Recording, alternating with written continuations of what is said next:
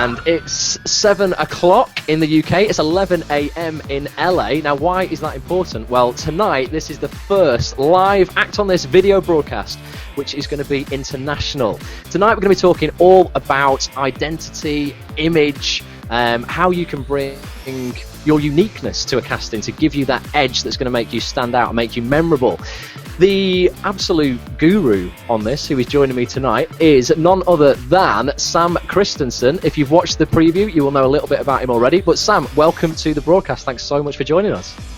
I'm happy to be here. How's LA this morning? I've heard you've got a bit of a heat wave over there. I've got a few friends over there at the moment. They're saying it's incredibly hot, like 99 degrees. Yeah, it's in the 90s. We have some wind, and it's a hot, dry wind. So yeah, it's hot. It's we've had I'm in Manchester, in the north of England, and we've had a beautiful day as well. So I think we're getting a bit of LA weather ourselves, which is makes a change. We get nothing normally. It's normally raining, grey, overcast. It's horrible.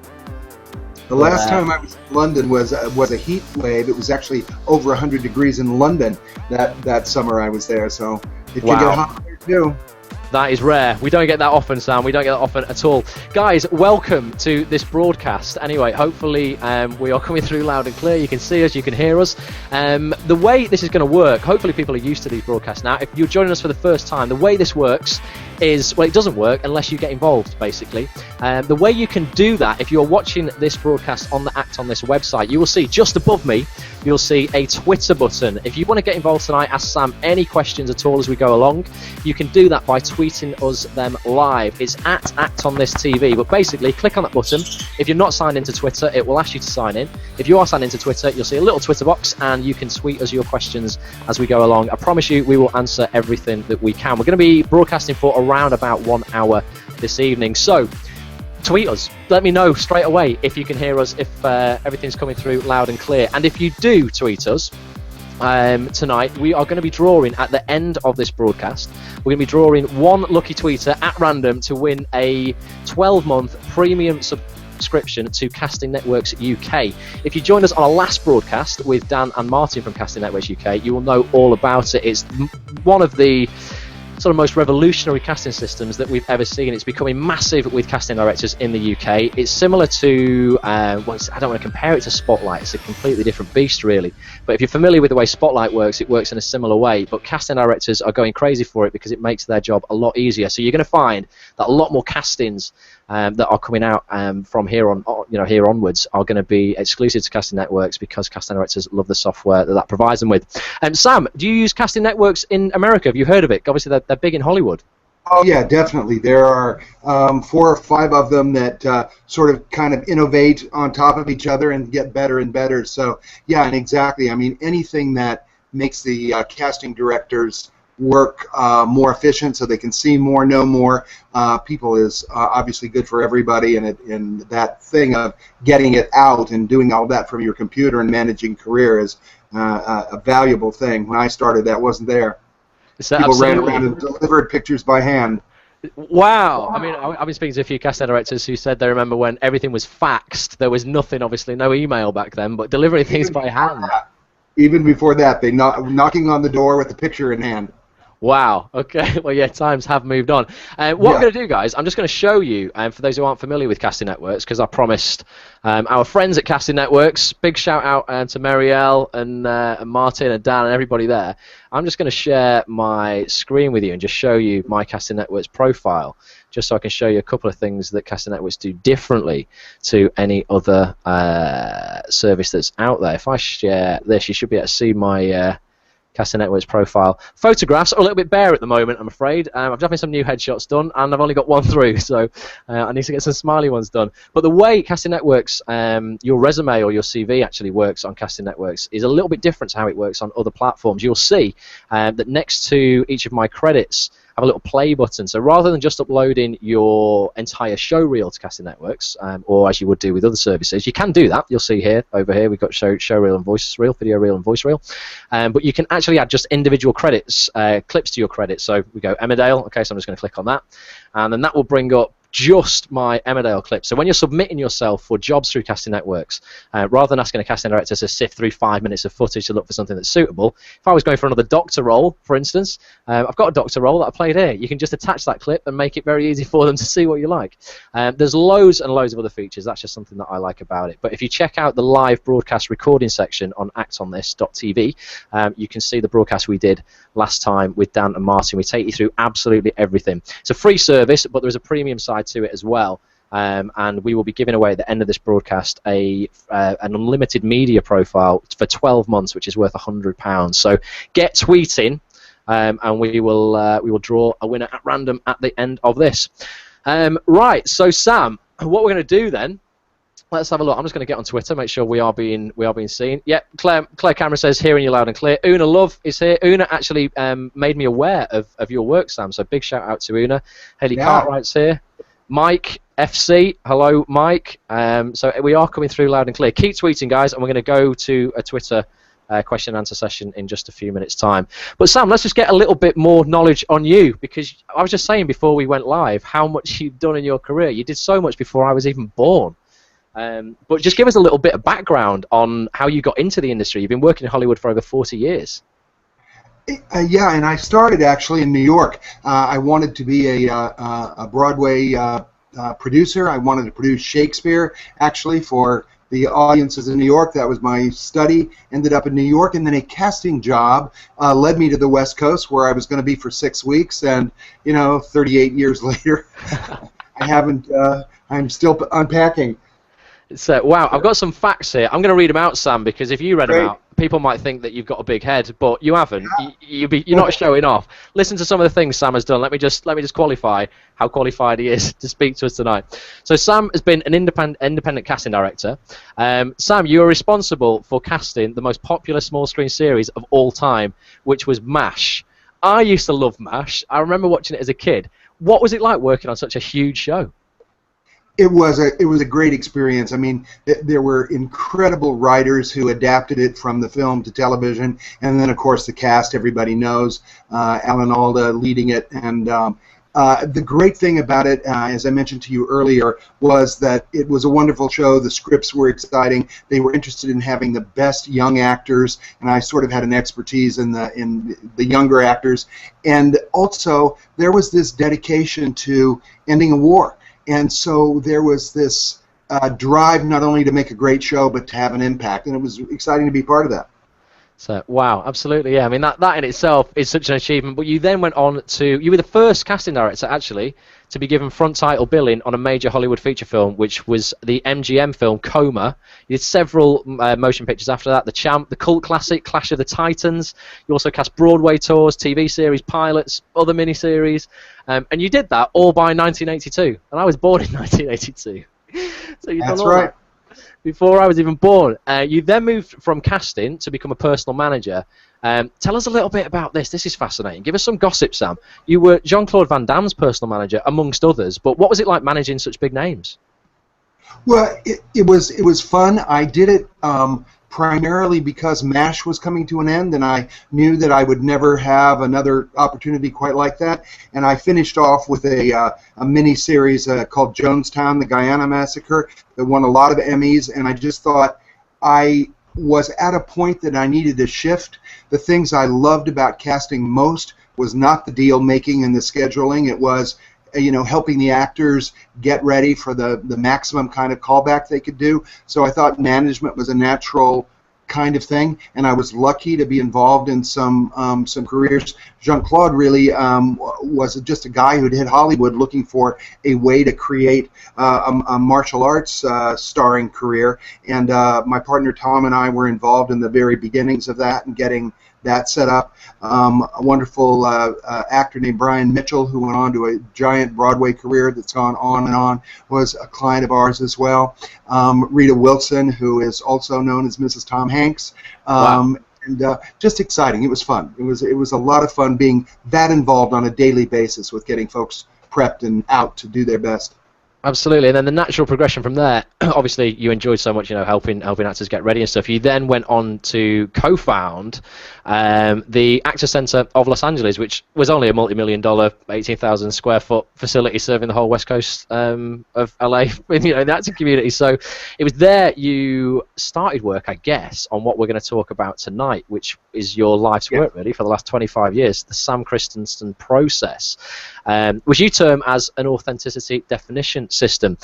Before we look at that system, well, just give us a brief intro to it, how it came about, and I suppose how it's evolved. Well, as you know, I'm going to be in London at the end of the month, and I'm going to be doing a preview there of my work because I'm starting the chance to present the process in London.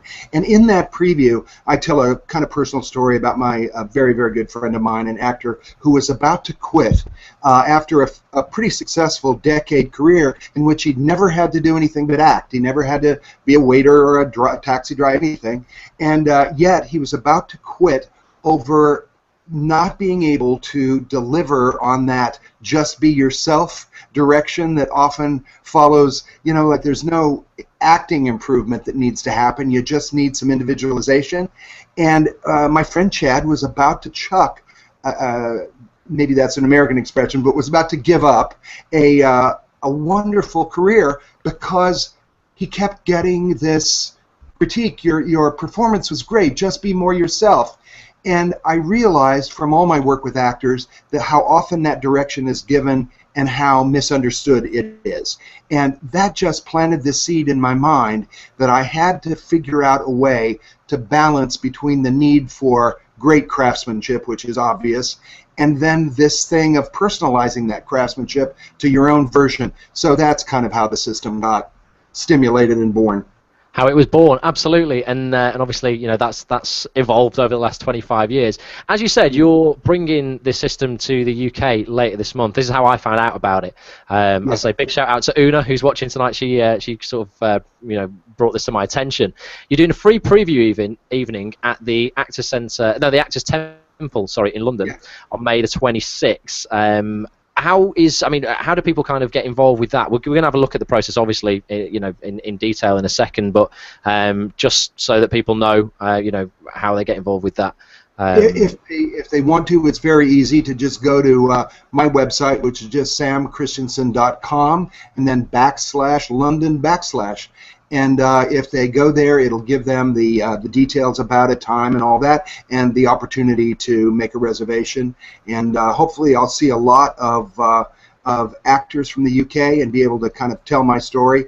It's really a very personal story, and I love telling people how it came about and how much that particular thing that was embodied in my friend Chad, but I see so often when actors get just discouraged by the process, and yet they hear this, we just need more of you, and they don't know exactly what that means. I had to identify a little technical problem in there, and I talk about that in the preview and sort of give a background to the work and also explain how it works so that people can see if it adds to what they do. It's really to sort of finish that process of when a great craftsman is credited with the depth and originality of their work, and yet they're told we need more of yourself in it. So that's what the preview will be about. It's difficult, isn't it? Because I've heard this before as well, and I find it something that I can do when I walk into a room. I can do it before the camera is turned on, and I can just be chatting away and being myself. And the minute somebody just goes, right, and action, or okay, are you ready, in your own time, and that camera's on, suddenly as actors we kind of feel that, I don't know, I guess we have to put on a performance. There's a veneer there in front of us that isn't just us. We have to do something more than that. When you were casting, how many actors did you see fall into that trap? Was that something that was just really common? Really common, especially on MASH. It's just such a great example because we would have callbacks generally at 11 o'clock on a Tuesday, because that's when the producers could be free, director could be free for a few minutes to see people for the next episode. And so often there would be, terrific young actors who were so accomplished and so well trained, incredible backgrounds, and they would come in and do wonderful readings. You couldn't fault their approach to the material, their understanding of the writing, and yet at the end of it, the director would say, "Yeah, wow, that was great. Now do it again and just be yourself." And I would see this look come into their eyes, this frightened deer in the headlights look, because they wanted to deliver. Actors generally will do anything to deliver what's asked, but they couldn't translate it. And it took me the longest time, and it was really in my work with Chad that I realized why that's so difficult to translate. And once I had the technical difficulty, I figured out what the problem was, then a system to solve it just followed that. So, absolutely, yeah. I was going to say there was when I was reading about kind of like your work last week, and I'd watched interviews with you that were online as well. I had a commercial casting last week for an advert over here in the UK. The actual task of acting in the audition was very, very basic. There wasn't an awful lot to do. It pretty much involved kind of sleeping through the audition, Sam, which was ideal. Best audition I've ever had. There was very, very little to do. But I'd read about kind of, bringing yourself to the audition and a lot of the stuff that, that you kind of talk about online and on your website and that kind of thing. And the only place for me within that audition that I could do that was what we call over here in the UK the ident, and you call it the slate, did you say? Slate, yeah. Mm-hmm. Yeah, so that's basically you get to say your name, your age to camera, your agent, whether you've done any adverts before that conflict with this commercial and that kind of thing. And I thought the only place to inject a bit of personality and have a joke, and crack a joke, or not being too upfront, but just sort of show a little bit of spark there was during that. I did that. I didn't think I pushed it too far, but then I got booked for the job yesterday. So I don't know whether I got you to thank for that, but if I have, thanks very much. But I mean, what do you think about that? Is that something that is something that you're an advocate of as well?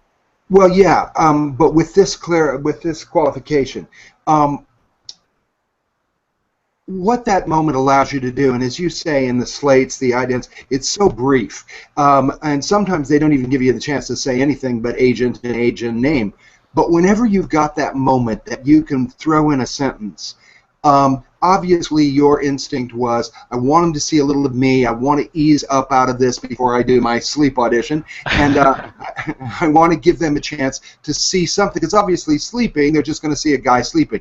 But if I have a little chance to give them a sense of what I'm going to bring along with me that day, even if it is just sleeping and waking in this commercial, what my process delivers, and this is sort of taking it from the technical difficulty to the result, the results that happen have to do with a vocabulary of self-description that's developed. So that rather than cracking a little joke, wondering if you're in good taste, wondering if you're if they're in the mood, instead, there's a moment to attach a little self-descriptive thing to that slate, to your name. And once, when we talk a little bit more about the process, you'll understand how these descriptions are delivered. But if it allows you to say something in that moment that self-describes in a way that they're already feeling, they've already sensed this thing about you, and you say, well, you know how I am, a little sentence that captures this moment they already are sensing, then you have that charismatic effect. Then you have that thing where they go, oh yeah, I was just thinking that. I wouldn't have put it in those words. Yes, you are that kind of person. You are onto yourself. I get that under the pressure of shooting, you're going to hold on to that personality. You're going to be who you are. That's reassuring, and that makes the slate a valuable tool, not only to lighten up the room, but to also let people know that you are onto yourself, that your authenticity is solid, and that it will probably translate into the more stressful shooting situation. So that little opportunity, when it's that short, can really be maximized and deliver a real effect of what I think is important, which is obviously getting the role is great, but even if you're not going to get the role, they feel like, oh, yes, now I know Ross, he's too tall for this or too short for this, but I'm using him. I'm going to work with that man at some point, even though it may not be on this spot. And that's great. if you've got 5 or 10 casting people or directors who go, I'm working with this guy sooner or later, I'm committed to that, you've got a career running. So, yeah, no, absolutely. It's I actually occasionally over the last couple of years have worked freelance as a casting assistant. So I'll either work the camera or I'll read in opposite people for scenes and that kind of thing in auditions. And I've seen a lot of I've seen both of those things we just mentioned. I've seen people delivering slates or idents very poorly, very kind of like, oh my god, I'm scared, I don't want to be here, I'm petrified, eyes to the floor, and straight away it turns you off. You don't really want to watch them because you're uncomfortable, you're almost a little bit kind of nervous for them. I've seen it go the other way though, where people are way too much and they become across a little bit arrogant, and you're like, not too sure about you. But I think it's a great opportunity to kind of just show, like you say, just show something extra. Yeah. And that little moment of calling to attention something folks have already seen allows you to put the focus on you without ego, without arrogance, without that thing you mentioned where some people demonstrate way too much. But just that thing of, well, how I am. And they all go, oh, yes, I noticed that. And all of a sudden, it's like that. Well, you know how it is at a party. If you're at a party in London, let's say, and somebody 2 conversations over mentions Manchester, you go, oh, now I know that person. We're in agreement about something. We come from a similar place. I will talk to that person before the party's over, just because I heard them say Manchester, where I'm from. And that same sort of thing, that recognition, when you say something about yourself that they already recognize, it's like it creates that same feeling of, oh, I already know this person a little bit, and they seem to be comfortable enough in the room to just say something about themselves that's true. And that has like an exponential effect. It's just a sentence sometimes of self-description, but the amount of ease and authenticity that spreads in the room can really be much greater than just what a sentence seems like it should do. Yeah, definitely. There was an actress that I know recently who walked into an audition and they were making a jump, and she had to like pretend to jump over something, I don't know, but they made her take her shoes off because she was in kind of like wedges that were quite high and they wanted to see her real height, and the floor was quite skiddy, and she took her shoes off, skidded on the floor and just fell completely over. She was initially kind of like thinking, oh my god, I've made a fool of myself. They absolutely loved it. Found out she could laugh at herself. She was dead easy going, really easy to get on with. She got a call back for that. Didn't get the job, but they said, we'll definitely get you back in because we just love your personality. So, anything like that. You never know what's going to happen, but it's... Exactly. But anything that causes that recognition in the room where everybody, and it's your identity, and everybody is sort of plugged into the same moment, even if it's an unfortunate fall, but that has a value. And the fact that, what she doesn't want to have to do now is fall down in every audition, that would be not only painful, but pretty soon people would notice. But that ability to know I have the power to say something that is self-descriptive, that is not out of ego, and that allows people to know I'm aware of myself. That has a tremendous amount of value, and that is part of what I work with in the system to get to that payoff of being able to do that. Awesome. Well, we're going to talk a little bit more about the system in a second. I'm just going to go over to Twitter because the tweets are building up. We've got quite a lot of people. Oh, I want to say a big shout out as well tonight to Maria Teresa Rodriguez, who should be watching us by a swimming pool in Mexico, Sam. She's out in Mexico getting married this week. Well, next week. Well, that's great. Congratulations, Maria Teresa. There we go. So, she's just tweeted us now, so I know she's definitely watching. Wow, we've got loads of tweets, guys. Keep them coming, but I'm going to try and we'll try and get through these. Okay, so these are probably going to take us off on a little tangent, Sam. They might not even be exactly what we're talking about, but people are asking them, so we'll answer them. Let's see what we can let's do it. We'll pull back if we have to. Cool. So, Una says, Sam, if actors could do only one thing for their career, what do you think that would be? So if you could just do one thing, maybe to change your career, or one thing that you think would put them at an advantage, I don't know. What do you think that one thing would be? Well, now that's way too easy. I'm of course going to say, come and do the process because you'll learn something magical and transformational. But if I, were to separate it from what I do, I would say anything that allows people to relax a little bit off of the work and bring something else to the moment that is personal. And sometimes that is through the work, Sometimes it is the way one personalizes their approach to the writing in the audition. Sometimes it's with a comment, as you made. Sometimes it's in conversation when those horrible moments of tell me all about yourself come up. But that ability to say, I'm going to deliver great work. I'm well trained. I know what I'm doing. I'm confident about my craftsmanship. If I need to adjust it, I'll accept any adjustment you give me and answer that. But I also want you to have a sense that it isn't just the craftsmanship you're getting, it's also me. So I think there are a lot of ways people do that. Some folks do it through therapy. Some folks do it through actor groups where they toss around some identification information and react to each other. Some teachers handle it in classroom settings as well as the craftsmanship. So if I had to say a single thing that would affect both audition, performance, and marketing, the pictures, the websites, all of that, it is that what do I have to present and how do I get to it besides my craftsmanship, besides my work? What else do I have that distinguishes me? Doesn't necessarily make it me better, it just makes me distinct from other good craftsmen. That's what I would wrap it up as. Great answer. No, I get it totally. Yeah, absolutely. It's with the more and more. Well, I say this all the time. The more and more kind of importance that I will now put on the extra stuff that isn't just the acting. You go, oh, well, I've been at drama school. I've done 3 years. I should be good. I'm good at this. I know I am. But it's the stuff, the extra stuff, and the personal stuff that they get. Well, I will only get that from Ross, or I'll only get that from Una if I book them. Well, and I'll take it, the telltale part of that. I mean, when I would work on feature films, I can't tell you how many directors that I worked with wouldn't read actors. They were embarrassed by it. They assumed that as a casting director, I was only bringing the people who were going to give a good performance. What so you mean by read, we would say audition, so they wouldn't audition them, they would just meet them for a... They wouldn't have to work with the script. They would instead chat. I worked with a wonderful English director named Desmond Davies on Clash of the Titans, and many, many years ago. The original Clash of the Titans, the one I think was the better one.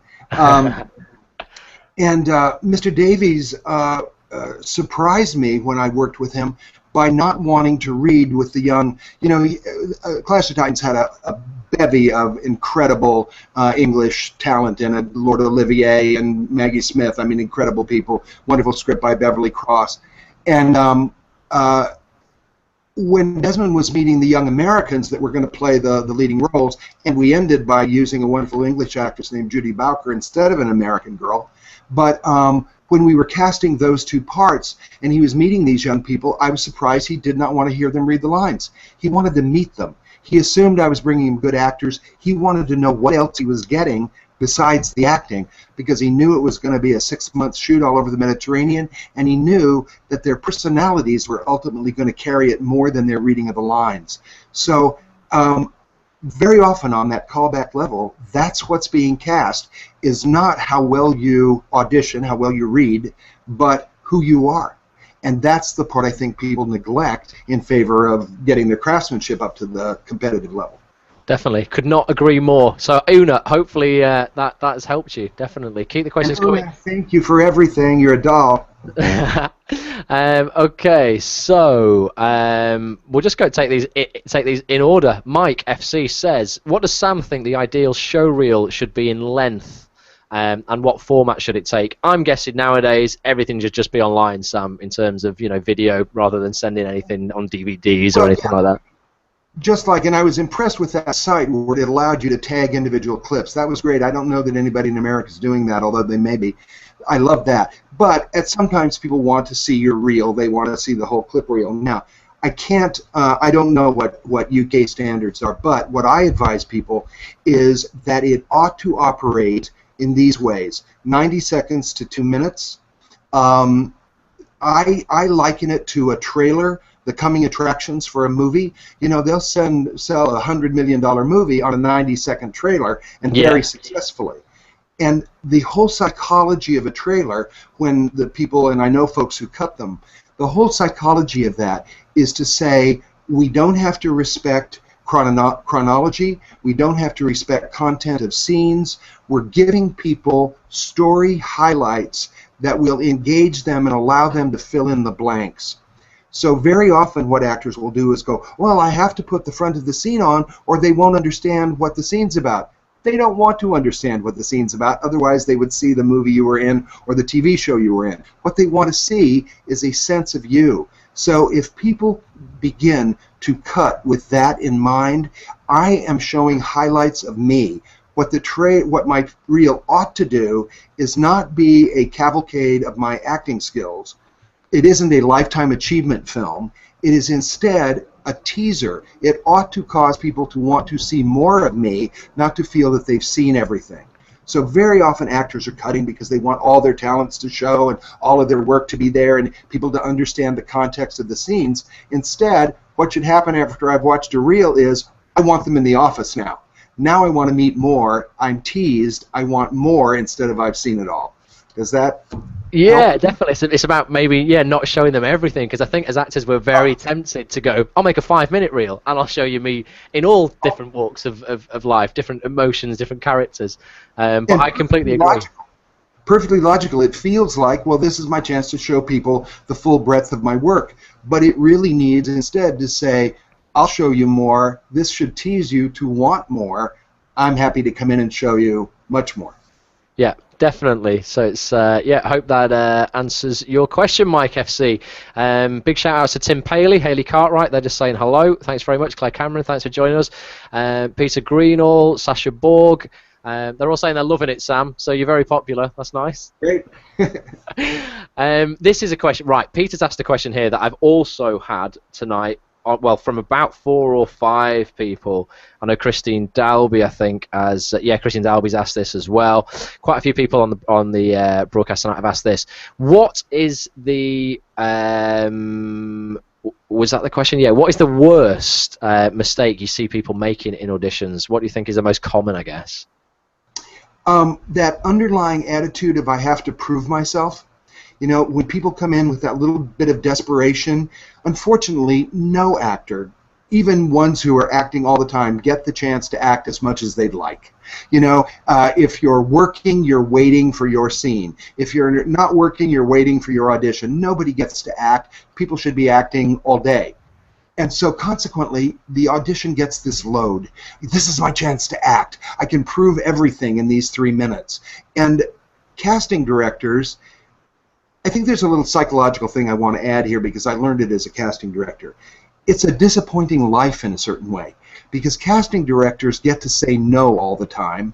Directors say yes, producers say yes, the BBC says yes, the network says yes. So casting directors are just in this constant waterfall of disappointment, you know, that they're handing out to other people. So, you know, they get a little, it's hard. And then the actor comes in desperate to cram my entire life's work into 3 minutes. And that sort of overkill, I think, is the biggest mistake people make in auditions. I think the more you can say, this isn't really about me, this is about the story in this scene, and can I make this story work? And if I do, then of course it's about me because I've been an effective storyteller. The ancillary effect is I look great. But if I'm paying more attention to the story that's encapsulated in these words that I've been asked to read, and less in I need to prove to you the entire breadth of my acting career, then I think auditions are easier on the casting people, and they are more readily taken in by those watching them, and they're much easier for the actor because the burden is different. I don't have to prove myself. I have to make this story work. And ultimately, that's going to be the job anyway. Once you get the part, that's the job. Make the story work. So I think if people can accept the fact that they don't get enough chance to show what they do, to do what they do, and to just accept that and say, so I don't have to make every one of these things my chance to act this week. I think then they're likely to be much smoother for everyone concerned. Yeah, definitely. And I also agree with you, Sam, when you say it's almost for casting directors saying no all the time is so bad. There needs to be, and I reckon there should be, a category. We have the BAFTAs over here, which are the like Academy Awards. You know, you obviously have the Oscars and all that sort of stuff. There's nothing over here that actually recognises the casting director and goes, well, you went out on a limb, you chose. So, do you know what? Bryan Cranston as Walt in Breaking Bad. I think that was a risk, you know. They just went, well, let's get the dad from Malcolm in the Middle, bring him in. And everybody was going, well, that's a bit risky, isn't it? Why are you seeing him? And then look how amazing he was. Oh, yeah. That was such a good choice, and it wouldn't be necessarily on your radar normally. So the casting director for that, you know, took that chance, went out. Where's the recognition? Do you guys have anything in America that recognises that, or are you just like us where we don't? First of all, I want to point out that one of your countrymen, one of the world's greatest actors, Sir Anthony Hopkins, actually said that he thought that Bryan Cranston was the greatest living actor. Now, that Bryan must have felt pretty good that day when Sir Anthony said, you know, you're the greatest living actor. That was amazing.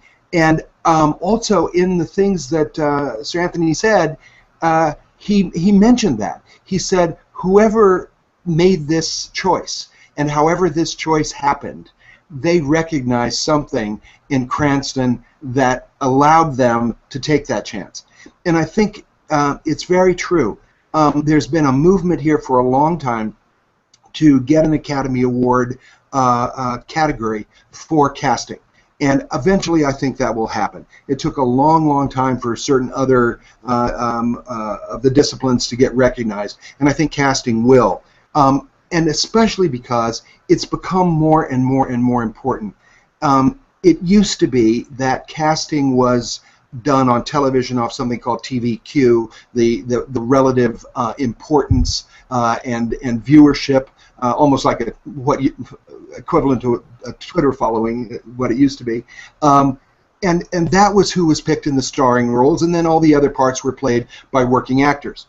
That has all collapsed. Because we have so many different television venues here and in the UK. It isn't just the BBC or NBC or ABC.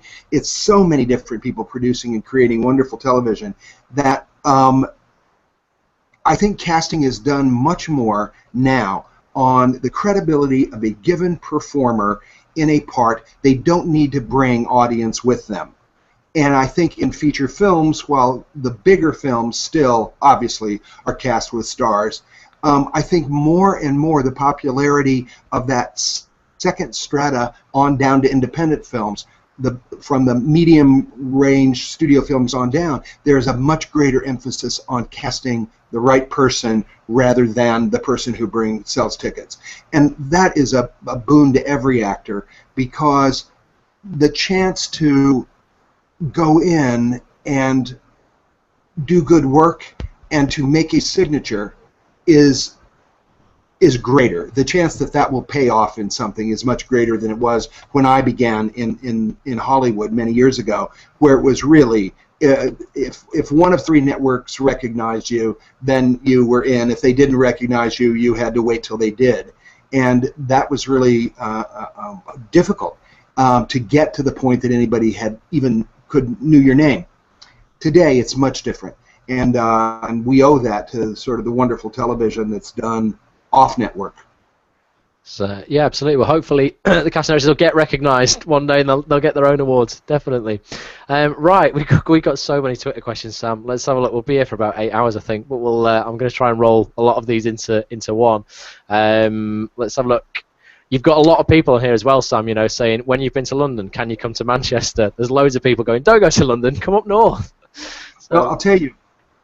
I'm a bit of an Anglophile because my genetic background is Danish on the one side, you can probably tell from my name, but my mother is English-Irish, so it's a big part of my life, and I've always come to London as a tourist, an Anglophile. This is the first time I'm coming working, and you know, I'm looking forward to the chance to meet a lot of folks when I'm there, and then I think we'll return in the fall to actually do a process in London, and I would consider it a privilege to come to Manchester and other places in England. I mean, I would love to.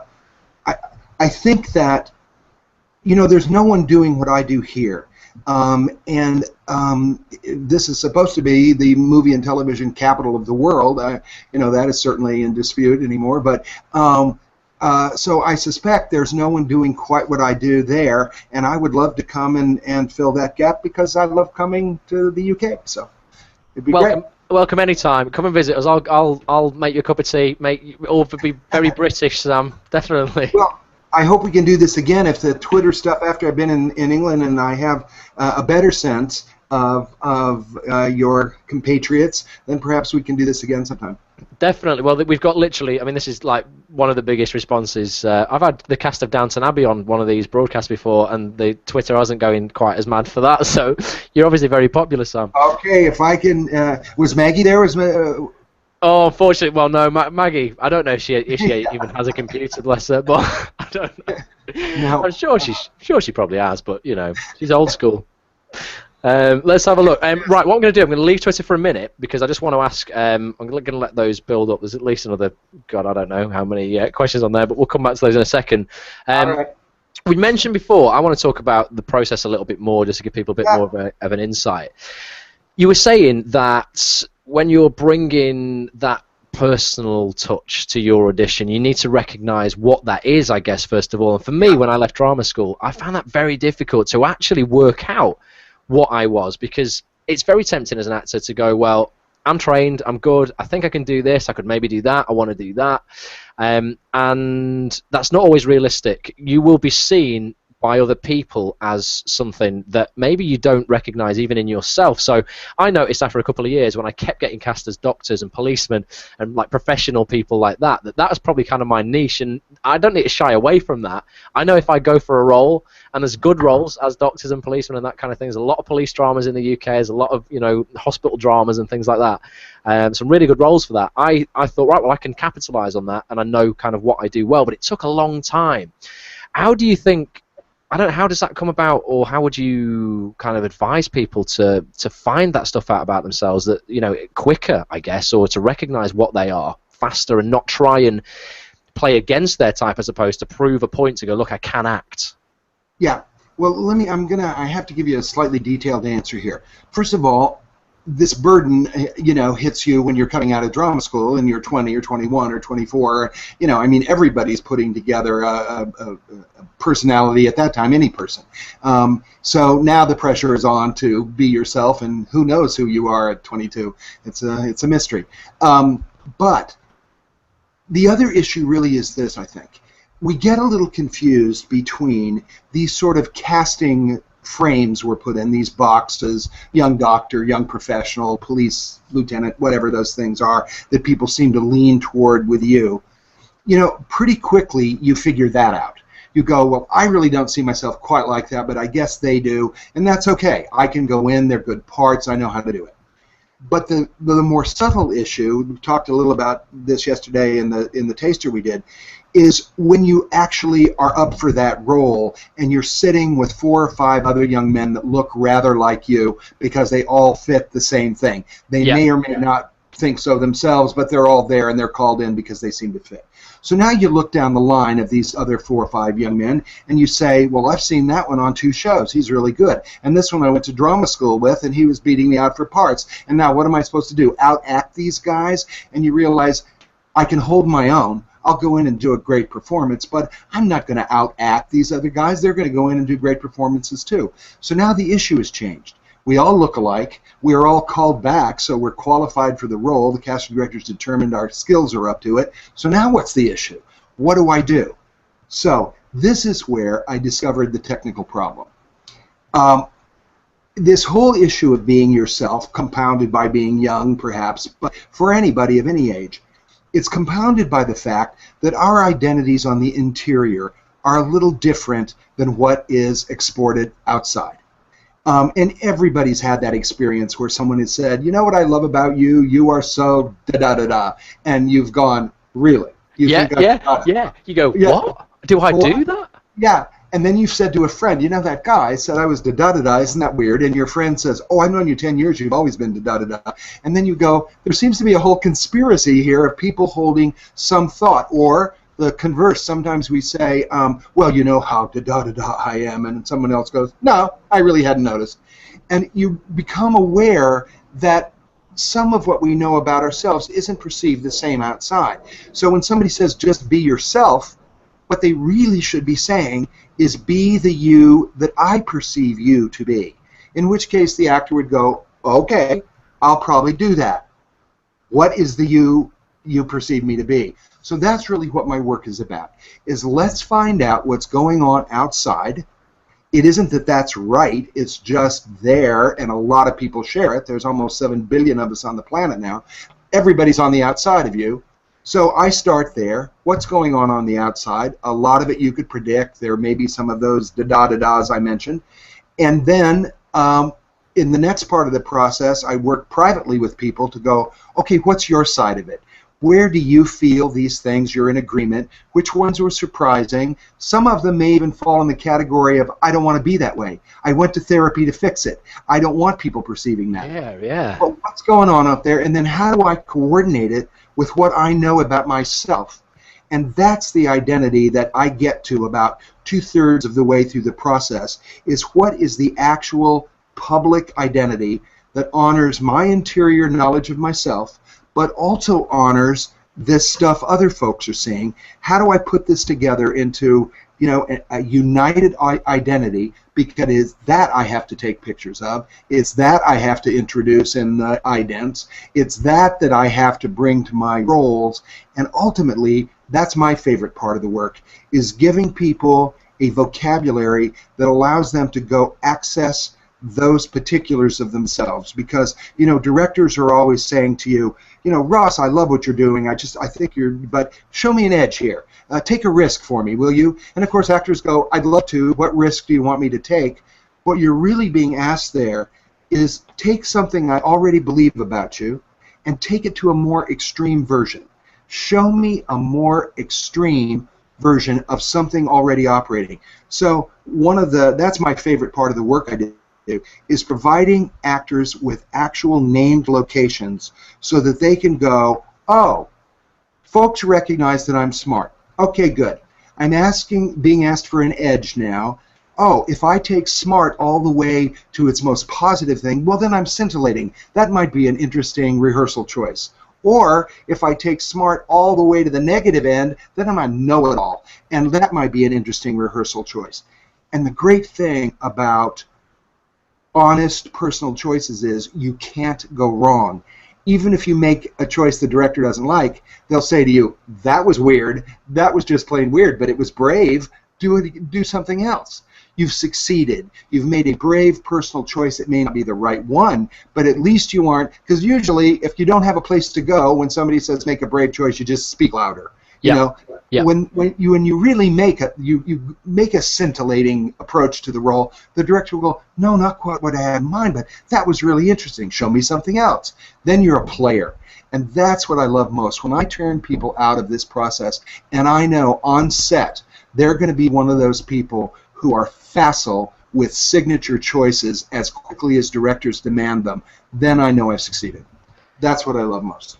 Yeah, no, definitely. No, I get that totally. What happens if, for instance, I know Maria just tweeted that she thinks some of her real side, I guess, is, and you see this with a lot of performers, is quite shy. So the kind of like, being yourself, not in not all roles, obviously would be ideal. How do you deal with stuff like you say that you might go, well, actually, I've been to see people about this, and I'm trying not to be like this. Can you hide that, or should you embrace it? The shyness. Yeah, or anything that might seem. Well, I'll tell you. First of all, I probably wouldn't surprise you because you have interviewed so many people, but it's really amazing to the non-actor how many actors report that they're shy. Because, when you see a person get up on stage or sing a song or in front of camera, you can't imagine that they're shy. And I think a good many actors are very shy. Not all, but many. But that and any other quality, it's like this idea that, well, this might not be hireable, this isn't a desirable quality. I have an actor that is relatively arrogant, to tell you the truth, and he has learned to understand that he comes off that way, and he said to me, but I can't go out and be like that, who's going to hire that? And I said, well, first of all, I can name you about 18 movie stars who made entire careers off of it, but the other side of this is you can't argue with nature, ultimately.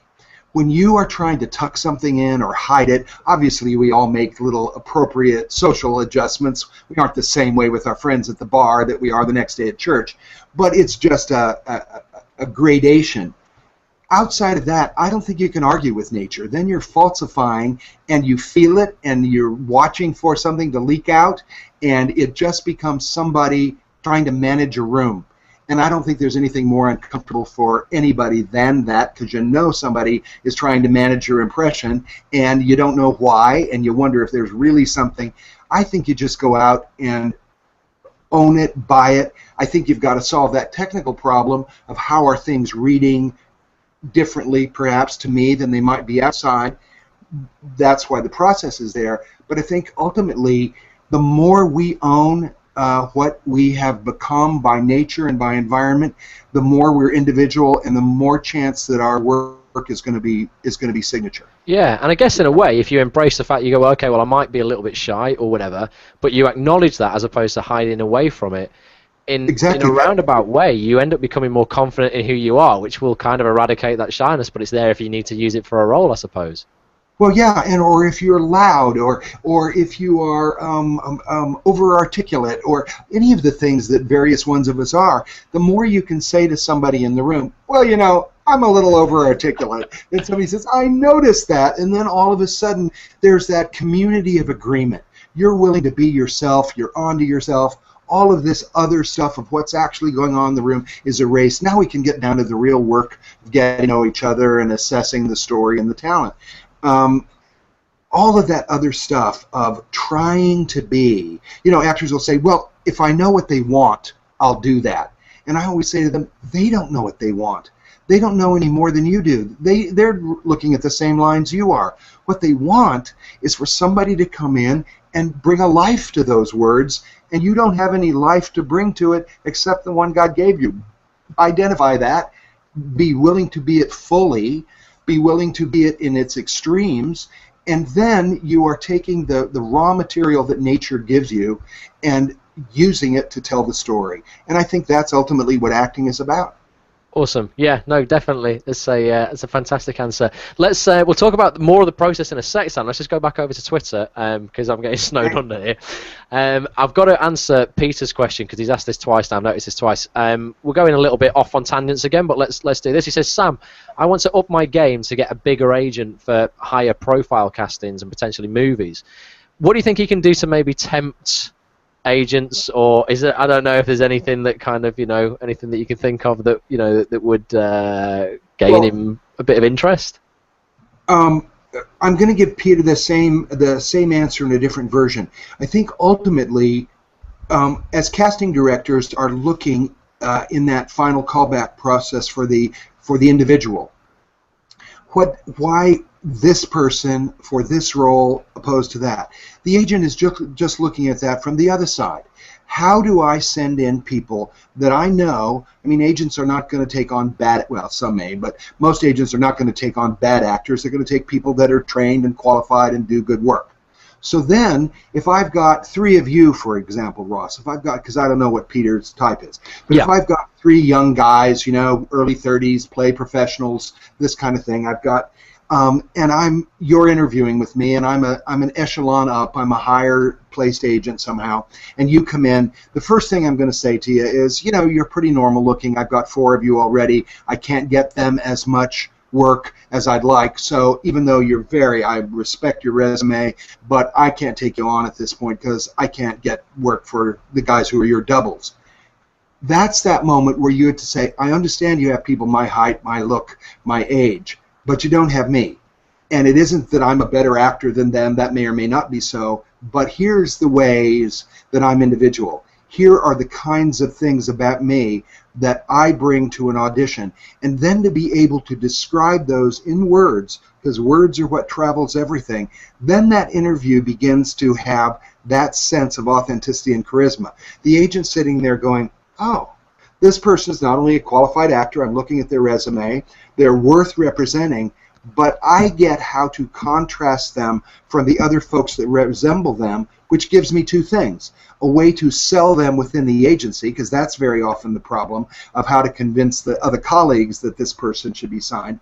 And then once signed, I now have a way to distinguish this actor from the other people of the same type that I represent and that other agencies have. I can say, oh yes, Ross, early 30s, plays Dr. And Ross has this quality. And then they say one of these descriptive things, and then the picture's looked at, and they can kind of see that. And then Ross shows up, and they go, you are exactly who your agent said, and you're a really good actor.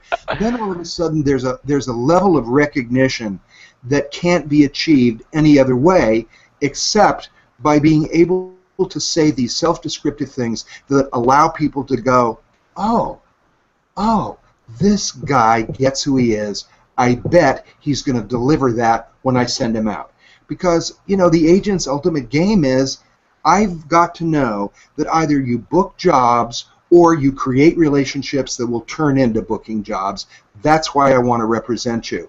And the more you can individualize yourself and allow people to see how you are distinct from the other good actors you'll compete with of your type, the more you're able to do that, the more I'm assured that you are going to book or you're going to create relationships based on you, not based on your type.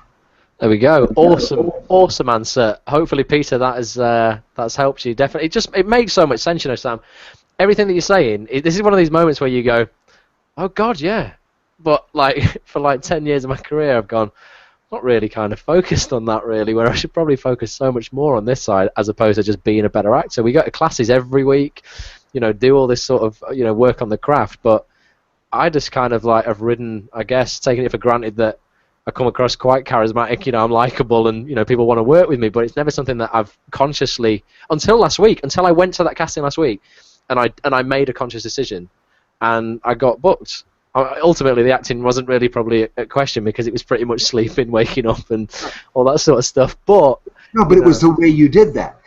And your confidence to do that and let them know. See, that there's a very good reason that we emphasize craft, because people ought to be doing their jobs rightly, and that's really important.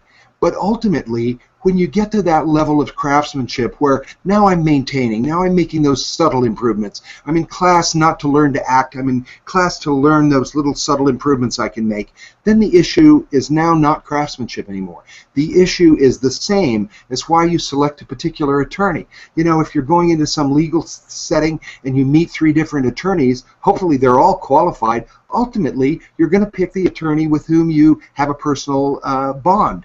And I think it's the same thing. We've got to get to that stage where that becomes important, and we understand how to do it quickly. The difference for us is sometimes you have that one sentence in an ident. Sometimes you don't even have that. And how are you going to establish your signature? And that's why the final stage in what I do is to bring this to vocabulary so that you've got the words to fill that moment and allow the authenticity, because sometimes you've got 8 seconds to create the fact that you're distinct from the other good actors you're competing with. Definitely. No, it's fascinating. On that of what you're just saying in terms of the last part of the process, Una said here, I don't know if this is an easy question to answer, Sam, but she said, please can we hear some examples of these self-descriptors and the impact that they have had? Have you got any examples of actors you've worked with that in your workshops that have had success off the back of this, or what they've discovered about themselves, or the kind of things that they can say about themselves, to gain more work? The best example for me, and Una, now I'm mad at you because I hate this question, because I can never think of anything to when I do this all the time, and yet it's so hard for me to pin an example to a certain person. But for example, I could say about myself, me, I can say in 50 words what needs to be said in 5. And then people go, oh, yeah, I get you're one of those people that likes to explain and talk. And it's true, And when a person can say something that everybody's already feeling, that's the beauty of those. There are just This is exactly the what happens when we're done. Everybody walks away with 3 vocabularies that allow them so many self-descriptive options, and that's why it's a little difficult to think of one, because they're geared to operate on the artist's natural good taste and good judgment. Because what I say descriptively about myself in this situation, for instance, what I just said, has to do with what we're doing. It has to do with the fact I'm giving an interview, and I'll probably overtalk a little because I do. In another situation, I might say something else self-descriptive that was suited to the situation that I was in. So when we develop these vocabularies at the end, one is sort of a shorthand one. It's those 6 or 7 basic statements that can guide a photographer when we have to sum it up in a couple of minutes, some primary essential drives in our personal impact. We develop a vocabulary that's more conversational, so that good taste and good judgment can pull something out casually in the moment. And then lastly, I develop that interior vocabulary for going for those shades of believable behavior for rehearsal and performance choices. So the reason that I'm giving you a hard time about this question is there are so many examples that it's difficult for me to give you a particular one, but I guarantee that anybody who comes and does this work with me will end up not only with examples of others, but because they'll hear their classmates do it, but with vocabulary for themselves, which will suddenly, they will find they're never in a situation where they don't have the ability to catalyze for everybody their distinctness. That's what's important, because I think we have these so brief moments to let people know who we are and that we're onto it. Yeah, definitely. No, I mean, you always, well, not always, but you're never really in commercials over here, but in drama auditions over here, obviously you have, that little chat at the beginning, tell us a bit about yourself. And I hear in a lot of acting classes that I'll sit in and either take part in or watch, that people always say they struggle, or what do I say about that, or how do I just talk about myself, or that kind of thing. And I think when you do something like this and you go through this process and you discover a lot more about yourself and who you are, and equally how other people see you, because like we said, that that can be very different, that it is so useful. And you just mentioned then about headshots, and that was something I never thought of as well. When you're trying to encapsulate with a photographer your type, your role type, what you are and that kind of thing, they don't know you, obviously, or a lot of the time they won't know you from anybody else. It's useful to be able to go along and go, right, I'm this, this, and this, let's capture that in a shot. Yeah, because, they can look at you. A photographer is going to, for instance, look at you and go, oh, I imagine you play the young doctors or young cops because you look like those guys. So to identify your type slot is pretty obvious. The issue for you is, I want to have a picture because those are the type slots that I go in. I want to expand them, of course, but I want a picture that says, this is how Ross does it. This is what you get if you hire him. And so once you get past, I need the young leading man shot, and I need the more working class dad shot, and so forth, whatever those are for you. What I find people miss is that lead shot. They miss a shot that just captures the personality of them and what makes them distinct from all the other people that kind of resemble them. And that, I think, so I have actors show me their shots and go, okay, I see you can dress up like a doctor, and I see you can dress up like an attorney. Okay, good. But I don't get anything of who you are. And of course, if you think about it, it's slightly insulting to casting directors because they know they can dress you in a lab coat and make you a lab technician. Yeah. They're not stupid. What they want to know is if I have you come in as a lab technician and this other guy who constantly competes with you, what are the differences in that lab technician if Ross plays it or if Harry plays it? What's the difference, And that, when we have to try to establish that in a picture, is a really rough go. But if we can say some things to the photographer that allows them to begin to go, oh, I get it. You've got this and you've got that. Let me change a light here. I'm not a photographer. I don't know exactly how they apply their design theory, but when we give them some design guidance, I know they're going to begin to apply that and take a photo that's more personal, which is ultimately what we must have, because photos, there's a lot of them. Massively important as well. Well, this leads us on to a brilliant, it's a brilliant little lead onto this question that John Sackville, I printed it out, John. I know you submitted it on the website before. You've just tweeted me. I've not forgotten. John says he's what he guesses is what you might loosely call a leading character actor. He tries to dress for the role as far as possible, except when it's very period or like a uniform or that kind of thing. Yeah. But even then, he'll try and suggest a feel for that when he goes to castings and auditions. Is that the best idea, to dress as close as you can to the role? Or, like you say, is that, the casting director can go, well, I can give you a haircut or I can give you a policeman outfit, that's fine. Or do you have to be like a massive name? He's put like Daniel Day-Lewis to get away with entering the room as a mohawk or something like that. Right. Well, I think it's a very, very good question because it comes up every audition when you go to the closet. It's a constant query. Here's, I think, the answer. I think what you just said, that to lean in and create a feel without saying, I'm trying to convince you of something that you're probably intelligent enough to imagine yourself, and I don't know exactly, it was Peter, I think you said, I don't know exactly how far he's going with it, but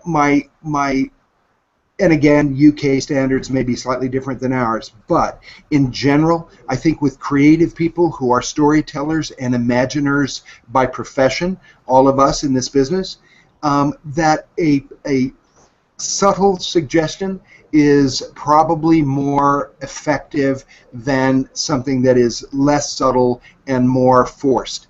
And for example, I think just to wear a tie when something is professional and your shirt open is probably as far as we need to go. You don't need to be in a full three-piece suit to convince them that you could look like a member of parliament or an attorney.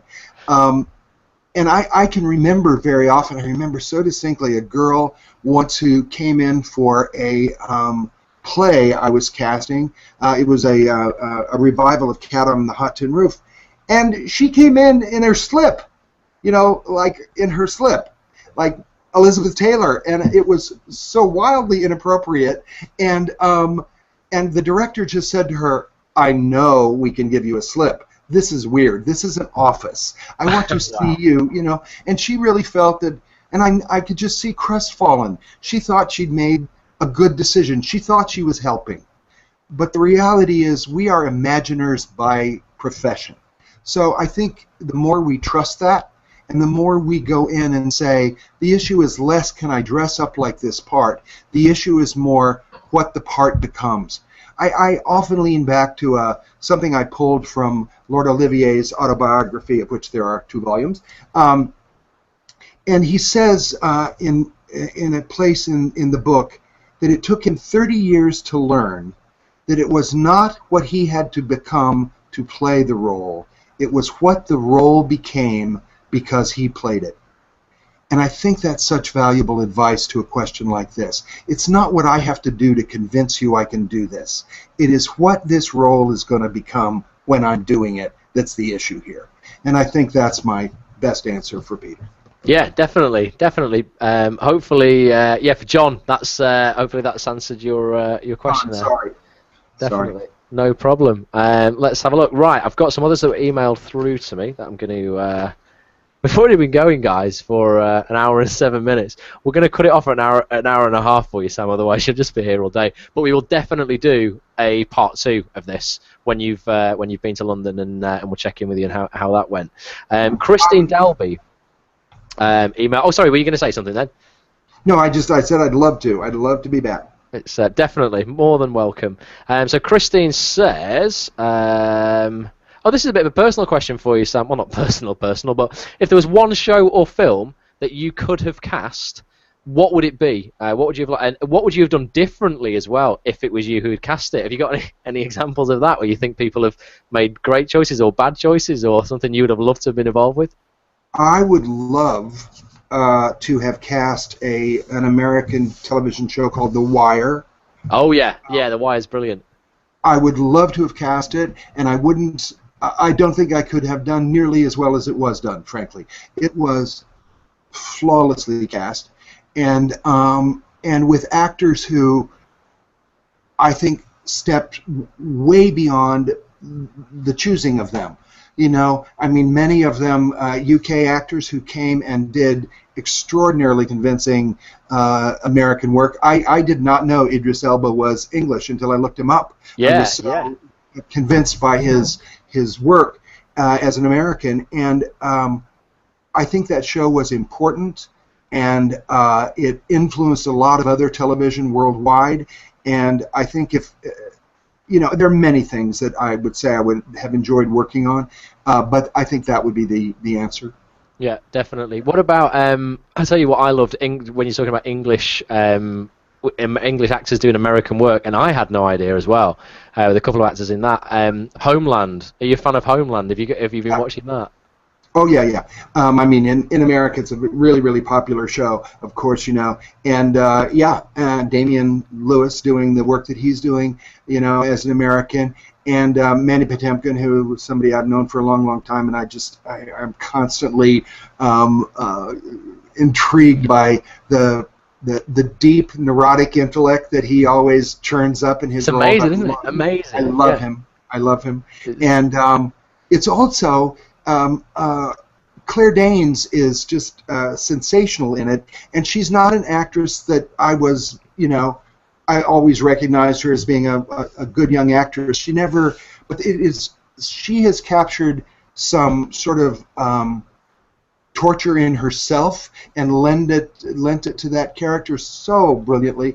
And so yeah, and I think that is a show that is a product of the kind of discipline that The Wire had about storytelling. Shows like Homeland are a reflection of that in American television. I absolutely love it. Yeah, honestly, the UK. Well, God, I mean, and no one makes. I mean, British UK drama is absolutely fantastic, but we only ever really run to kind of like 3 or 6 episodes in a season or a series, as we say. But the big American drama stuff like Homeland and The Wire. Just, you know, it's just box set heaven. You just get on Amazon or on iTunes now or Netflix or anything like that, and I'll just sit for hours just watching, and it's just such a masterclass of acting ability. And it's so exciting, and I think we owe this in America to you, that to the UK and the pioneering television that was done 40 years ago and onward. Because I think UK television really set a standard for what can happen on television. Because we, in America, did what we sometimes do, which is to just Walmart it. You know, television was just really a cavalcade of silliness. And then because we started seeing what you guys were doing, we began to go, hey, television can be important, and it can rival feature films, and it can sometimes do things that films can't do.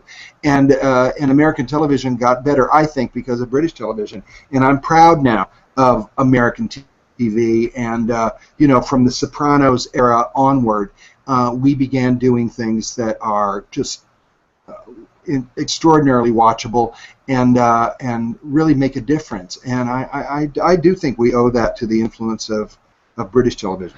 Well, there you go. Well, on behalf of Great Britain, you're welcome. It's fine. And believe me, it's a gift well received, because television had become pretty unwatchable for me until about 20 years ago, when we began this journey of making it into something vital and important, and also when the grip of the 3 networks began to loosen and we began to have all these other venues, home box office on up, that made such a tremendous difference and had a place where themes could be explored that weren't appropriate to network thinking. And it's a great thing, because I think now a young person coming up can actually miss feature films and get extraordinary artistic values off of television. Massively so, definitely. I think the stuff that's coming out of America absolutely leads the way there. We've got some great dramas over here at the moment, but some of the stuff like we said, Breaking Bad, The Wire, Dexter, Sopranos, everything like that is it's just phenomenal. I would love to be involved in anything. I'd take one line in Homeland Series 4 if they're going to do one. In fact, I'll just be an extra. It's not a problem. Yeah. I'll do anything. Right, I've got a couple of questions here, and we'll start wrapping up. I want to talk a little bit about your process and age as well, because for me recently, this is the first time over the last 2 months really, I have being seen for young dad roles. Now, I'm 32 this year. I still think I'm like 18 in my head, though, Sam. So it's been a bit of a wake-up for me, going to auditions and going, what? I'm not a dad? And then I think, well, no, technically, I could easily be a dad. I could have been a dad 10 years ago. Yeah. How do you think people kind of can adjust to that, and sometimes... I think that you pinned it, this was one of the questions you previewed that we might talk about, and I wrote down as my note exactly what you said, which is that you can't think about what your 32 years of experience are. You have to think what a young man's 32 years could bring if you were of a different culture, if you were of a different race, if you were, what would it be? And what would 32 years be if you were born in 1900?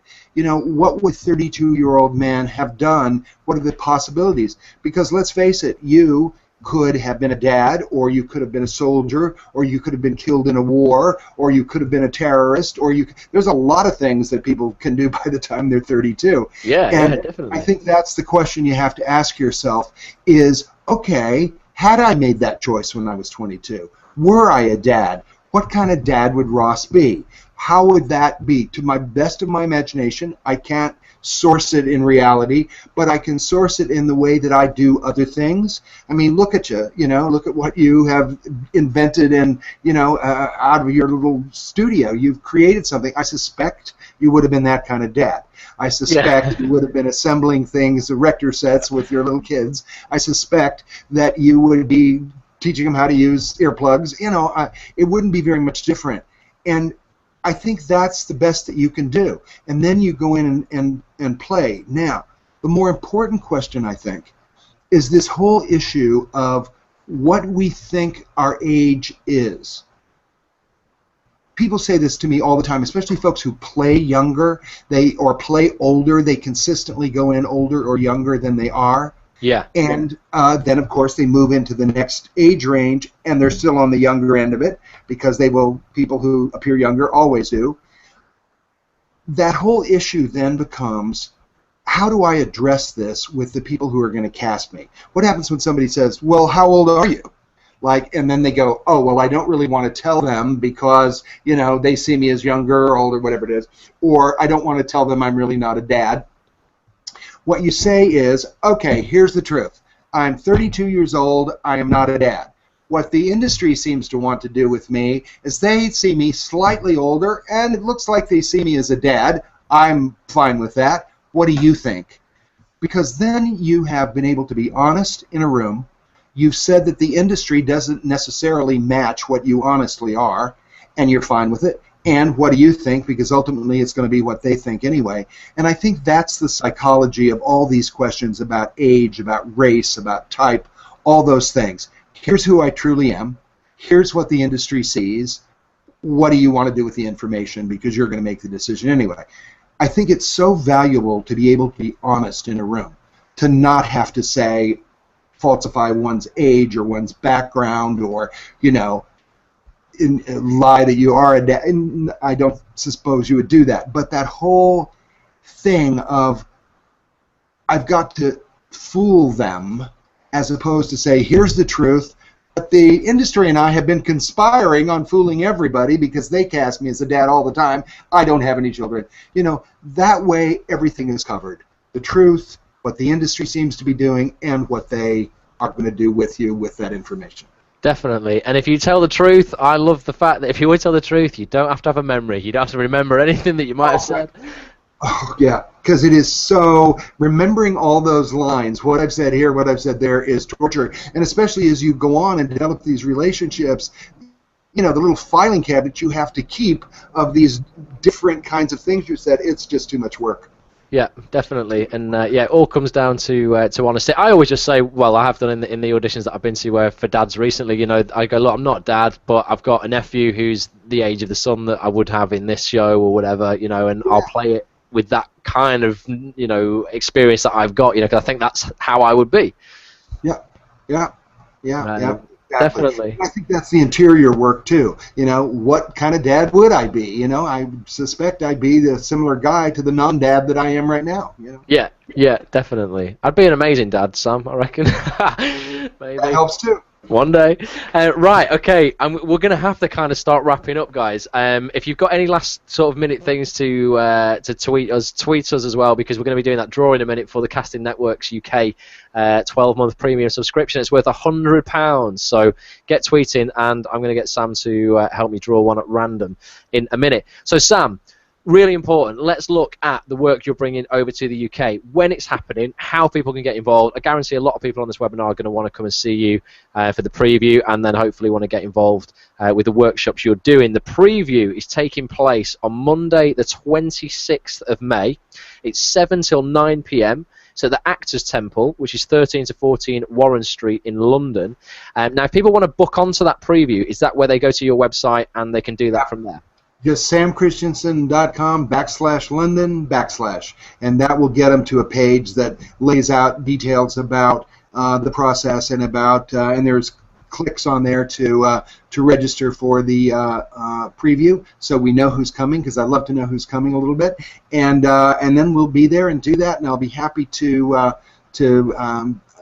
there's a presentation I do. I like to tell the story of how it developed, and then there's plenty of time for questions, and I'm eager to meet the folks. It's the previews. I do them regularly here in Los Angeles, and I also do them in Atlanta and Philadelphia and New York and Washington D.C. and Toronto, the other places that I present. Now New Orleans, and I love the previews because folks come in just kind of wondering what this is about, and I get to tell the story, and it's easy. People there go, oh, this fits right into my life at the moment, or it doesn't, and I love that, because the folks for whom this is the moment, it makes sense to them, they jump on board and do the process, and other people tuck it away, and sometimes it's a year later or 2 years later, they call and go, now I really see why this fits, now I need it, and so the previews are just a great way for me to just tell the story.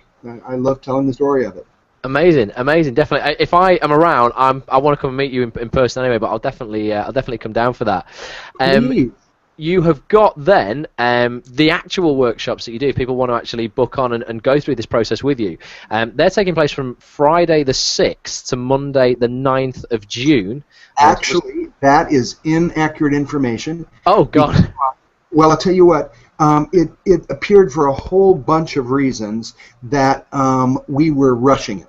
And it partly has to do with health concerns of mine. I've had a back operation not long ago, and so what we decided to do is come to the preview. We may need to do a second one depending on attendance, and then we'll come back in the fall and do a workshop and maybe two. We just realized we needed to do some more research. We needed to feel more about London, about location, what was the right place, all those kinds of concerns that we were being a little too hasty about. So that's what we have done, and we'll be announcing those dates as soon as we get a little bit of the lay of the land in London and we do our research. We'll be announcing those dates. I suspect mid-September we'll be back to do actual workshops. Okay, fantastic. So for now then, guys, there's no excuse. Everybody should get themselves down to the free preview, definitely. And then if you want to find out more, obviously, as Sam said, it's samchristensen.com/London. If you don't go /London, you can go to Sam's main site as well, and there's loads of info that I've been reading on there. You've done some great interviews. Obviously, this one is probably the best one ever, Sam, but you've done some great interviews on YouTube as well, so there's a lot of a lot of things that people can watch as well if they want to find out a little bit more as well. Yeah, but I'll tell you something about the videos. I've had a wonderful time with you because I love the Twitter questions. I love things coming in from the outside, and I would love people to scan through what's there, whatever interests them. But they're going to hear the same story. I'm a committed man in terms of artists staying in the game. I think art makes a difference. I think it's the world changer. I think the only reason we grow as a culture comes from the stories we tell. And so, they will hear that and how the process works. No matter which video they click on, they're going to hear that, because that's what I'm about. Absolutely, but no, it's all builds up a nice clear picture of everything that you're about. And if you want to find out more, guys, and I guess if people want to ask you any questions, Sam, they can get you on Twitter, which is Sam_Christensen, or they can email London@samchristensen.com. broadcast.com. I'll also put links on the recording of this. This is being recorded, guys, and there'll be a YouTube video of this that I'm going to publish on the live broadcast section of actonthis.tv. If you go to www.actonthis.tv, you're on it now if you're watching it. So what I'll do is once this has been processed, I will put that on the website and you can watch the replay as well. But I'll put up all the information of how you can get in touch with Sam as well there. Sam, we've got this prize to give away. We're going to do it randomly. Are you ready? I'll tell you how this is going to work. Okay. I'm going to get my iPhone now. I'm going to open Twitter. This is technology for you. This impresses me every time. Right, I'm going to connect my phone to my computer. This will just take me a couple of seconds. I really hope everyone has enjoyed this tonight. I've had a great time. I think this is brilliant. And this is the first international one, Sam. We're breaking boundaries here. You know, this is never been done before. Well, you're going to have more because anybody I know coming to London, I'm going to tell them to be in touch with you and talk to British actors before they make the trip. So you'll probably hear from some other actors and some other people who want to tell you about their lives. Absolute pleasure. No problem at all. I will be more than happy to oblige. Always looking for great guests. Right, I'm going to push my phone now to my computer, hopefully. And I should see this in a second. Oh, come on. You're kidding me. Don't let me down, technology. This normally works perfectly, Sam.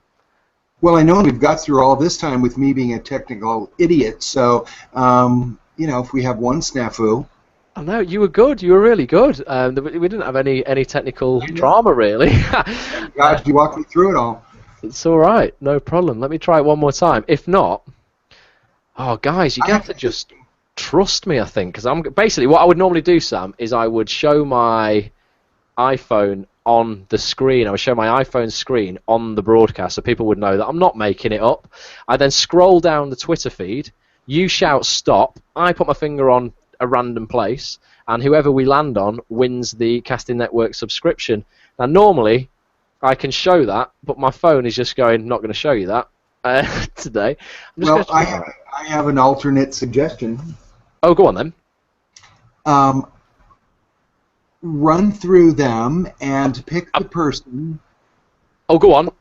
Pick the person who has 3 numbers in their Twitter name. 3 numbers in their Twitter name. What if no one does, Sam? I've got it working, by the way. So if Sam's suggestion doesn't work, we can go random. Let me have a look. Or should we just go random? I don't know.